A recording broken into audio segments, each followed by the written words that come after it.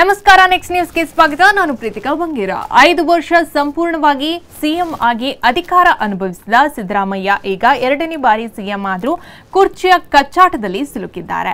ಈಗ ಅದು ಬೇರೆ ವಿಷಯ. ಆದರೆ ಕಳೆದ ಬಾರಿ 5 ವರ್ಷ ಅಧಿಕಾರ ಅನುಭವಿಸಿದ್ರು ಒಂದೇ ಒಂದು ಭ್ರಷ್ಟಾಚಾರ ಆರೋಪವನ್ನ ಕೂಡ ಅವರ ಮೇಲೆ ವಿಪಕ್ಷಗಳು ಮಾಡದಷ್ಟು ದಕ್ಷವಾಗಿ ಅಧಿಕಾರವನ್ನ ನಡೆಸಿದ್ರು. ಆದರೆ ಈಗ ಅವರ ಕುಟುಂಬದ ಮೇಲೆ ಆರೋಪವೊಂದು ಕೇಳಿ ಬಂದಿದ್ದು ಸಿಎಂ ಕುರ್ಚಿಯೊಂದಿಗೆ ಈಗ ಆರೋಪ ಕೂಡ ಸಿದ್ದರಾಮಯ್ಯ ಅವರ ನೋವಿಗೆ ಕಾರಣವಾಗಿದೆ. ಮೈಸೂರು ನಗರ ಅಭಿವೃದ್ಧಿ ಪ್ರಾಧಿಕಾರ ಮೂಡಾದಲ್ಲಿ ವಿಧಾನ ಪರಿಷತ್ ಸದಸ್ಯ ಯತೀಂದ್ರ ನೇತೃತ್ವದಲ್ಲಿ 5,000 ಕೋಟಿಗೂ ಅಧಿಕ ಮೊತ್ತದ ಭ್ರಷ್ಟಾಚಾರ ನಡೆದಿದೆ ಎಂಬ ಆರೋಪವೊಂದು ಈಗ ಹಲವಾರು ಮಾಡ್ತಾ ಇದ್ದಾರೆ. ವಿಧಾನ ಪರಿಷತ್ ಸದಸ್ಯ ಎಚ್ ವಿಶ್ವನಾಥ್ ಇಂತಹ ಗಂಭೀರ ಆರೋಪವೊಂದನ್ನು ಮಾಡಿದ್ದು ರಾಜಕೀಯ ವಲಯದಲ್ಲಿ ಸಂಚಲನವನ್ನೇ ಅದು ಮೂಡಿಸಿದೆ. 2019ರಲ್ಲಿ ಮೂಡಾ ಸುಪರ್ದಿಯಲ್ಲಿನ 9,000 ನಿವೇಶನಗಳಿದ್ವು. ಇದರಲ್ಲಿ 5,000ಕ್ಕೂ ಹೆಚ್ಚು ನಿವೇಶನಗಳನ್ನು ಮಾರಲಾಗಿದೆ. ಹಿಂದಿನ ಬಿಜೆಪಿ ಸರ್ಕಾರ ಹಾಗೂ ಈಗಿನ ಕಾಂಗ್ರೆಸ್ ಸರ್ಕಾರದ ಅವಧಿಯಲ್ಲಿನ ನಿಯಮ ಬಾಹಿರವಾಗಿ ನಿವೇಶನವನ್ನ ಹಂಚಲಾಗಿದೆ. ಮುಖ್ಯಮಂತ್ರಿ ಸಿದ್ದರಾಮಯ್ಯ ಅವರ ಪರಮ ಆಪ್ತನಿಂದ ಮೂಡಾ ಅಧೋಗತಿ ತಲುಪಿದೆ. ಒಂದಿಷ್ಟು ನಾಯಕರು ಅಧಿಕಾರಿಗಳು ಸಿಂಡಿಕೇಟ್ ರಚಿಸಿಕೊಂಡಿದ್ದು ಈ ದಂಧೆ ನಡೆಸಲಾಗ್ತಿದೆ. ಈ ಪ್ರಕರಣವನ್ನ ಸಿಬಿಐ ತನಿಖೆಗೆ ಒಳಪಡಿಸಬೇಕು. ಎಲ್ಲ ಆರೋಪಿಗಳನ್ನು ಬಂಧಿಸಿ ವಿಚಾರಣೆಗೆ ಒಳಪಡಿಸಬೇಕು. ಇದರಲ್ಲಿ ಯತೀಂದ್ರ ಸಿದ್ದರಾಮಯ್ಯ ಅವರದು ಪ್ರಮುಖವಾದ ಪಾತ್ರವಿದೆ ಎಂದು ವಿಶ್ವನಾಥ್ ಅವರು ಗಂಭೀರವಾದ ಆರೋಪವನ್ನ ಮಾಡಿದ್ದಾರೆ.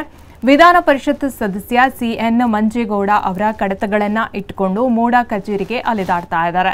ವಿಧಾನ ಪರಿಷತ್ ಸದಸ್ಯ ಡಾಕ್ಟರ್ ಯತೀಂದ್ರ, ಶಾಸಕ ಹರೀಶ್ ಗೌಡ, ರಾಕೇಶ್ ಪಾಪಣ್ಣ, ಮೂಡಾದ ಹಾಲಿ ಅಧ್ಯಕ್ಷ ಮರಿಗೌಡ, ಹಿಂದಿನ ಅಧ್ಯಕ್ಷ ಎಚ್.ಪಿ. ರಾಜೀವ್, ಇಂದಿನ ಆಯುಕ್ತ ನಟೇಶ್, ಈಗಿನ ಆಯುಕ್ತ ದಿನೇಶ್ ಹಾಗೂ ಅವರ ಮೈದುನ ತೇಜಸ್ ಗೌಡ, ಮರಿ ತಿಪ್ಪೇಗೌಡರ ಶಿಷ್ಯ ಸುದೀಪ್, ದಳ್ಳಾಳಿಗಳಾದಂಥ ಉತ್ತಮ್ ಗೌಡ, ಮೋಹನ್ ಸೇರಿದಂತೆ ಹಲವಾರು ಈ ಭ್ರಷ್ಟಾಚಾರದಲ್ಲಿ ಭಾಗಿಯಾಗಿದ್ದಾರೆ ಎಂದು ನೇರವಾಗಿಯೇ ವಿಶ್ವನಾಥ್ ಅವರು ಆರೋಪಿಸಿದ್ದಾರೆ. ಮೈಸೂರಿನ ಕೆಸರೆ ಗ್ರಾಮದ ಸರ್ವೆ ನಂಬರ್ 464ರಲ್ಲಿ 3 ಎಕರೆ 16 ಗುಂಟೆ ಜಮೀನನ್ನು ಮುಖ್ಯಮಂತ್ರಿ ಸಿದ್ದರಾಮಯ್ಯ ಅವರ ಪತ್ನಿ ಪಾರ್ವತಮ್ಮ ಅವರ ಸೋದರ ಸಂಬಂಧಿ ಮಲ್ಲಣ್ಣ ಎಂಬುವರು ಖರೀದಿಸಿದ್ರು. ನಂತರ ಈ ಜಮೀನನ್ನು ಪಾರ್ವತಮ್ಮ ಹೆಸರಿಗೆ ದಾನಪತ್ರವಾಗಿ ನೀಡಿದ್ರು. 1994ರಲ್ಲಿ ಇದರ ಭೂಸ್ವಾಧೀನಕ್ಕೆ ಮೂಡಾ ಪ್ರಕಟಣೆ ಹೊರಡಿಸಿತು. 1998ರಲ್ಲಿ ಸಿದ್ದರಾಮಯ್ಯ ಉಪಮುಖ್ಯಮಂತ್ರಿ ಆದಾಗ ಇದನ್ನು ಡಿನೋಟಿಫೈ ಮಾಡಲಾಗಿದೆ. ಇದರಲ್ಲಿ ಸಿದ್ದರಾಮಯ್ಯ ಕುಟುಂಬದವರ ಕೈವಾಡ ಇದೆ ಎಂದು ಆರೋಪಿಸಿದ್ದಾರೆ.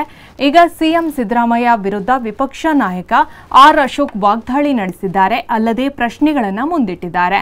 ಗೋಲ್ಮಾಲ್ ಸಿಎಂ 4,000 ಕೋಟಿ ಗುಳುಂ ಎಂದು ಸಾಮಾಜಿಕ ಮಾಧ್ಯಮ ಎಕ್ಸ್ನಲ್ಲಿ ವ್ಯಂಗ್ಯ ಮಾಡಿದ್ದಾರೆ ಅಶೋಕ್. ವಾಲ್ಮೀಕಿ ಅಭಿವೃದ್ಧಿ ನಿಗಮದ 187 ಕೋಟಿ ರೂಪಾಯಿ ದಲಿತರ ಹಣವನ್ನು ಗುಳುಂ ಮಾಡಿರುವ ಸಿದ್ಧ ಹಸ್ತರು ಈಗ ಮೈಸೂರಿನ ಮೂಡಾದಲ್ಲಿ 4,000 ಕೋಟಿ ರೂಪಾಯಿಗಳನ್ನು ಗುಳುಂ ಮಾಡುವ ಮೂಲಕ ಮತ್ತೊಮ್ಮೆ ತಮ್ಮ ಕೈ ಚಳಕವನ್ನು ಪ್ರದರ್ಶಿಸಿದ್ದಾರೆ ಎಂದು ಟೀಕಿಸಿದ್ದಾರೆ. ಗೋಲ್ಮಾಲ್ ಸಿಎಂ ಸಿದ್ದರಾಮಯ್ಯ ಅವರೇ ತಮ್ಮ ಧರ್ಮಪತ್ನಿ ಅವರ ಹೆಸರಿನಲ್ಲೂ ನಿಯಮ ಬಾಹಿರವಾಗಿ ನಿವೇಶನವನ್ನು ವರ್ಗಾವಣೆ ಮಾಡಿರುವ ಸುದ್ದಿ ಹೊರಬಂದಿತ್ತಲ್ಲ, ಇದನ್ನು ಹೇಗೆ ಸಮರ್ಥನೆ ಮಾಡಿಕೊಳ್ತಾರೆ?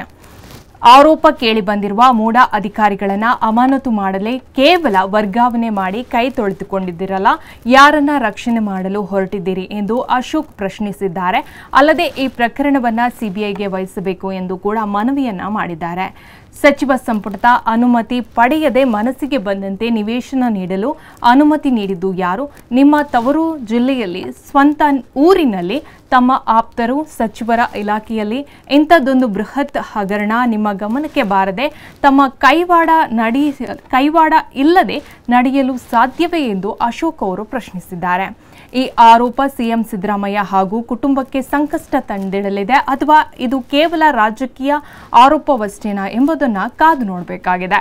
ಹೆಚ್ಚಿನ ಅಪ್ಡೇಟ್ಗಾಗಿ ನೋಡ್ತಾ ಇರಿ ನೆಕ್ಸ್ಟ್ ನ್ಯೂಸ್ ಕನ್ನಡ. ವಂದನೆಗಳು.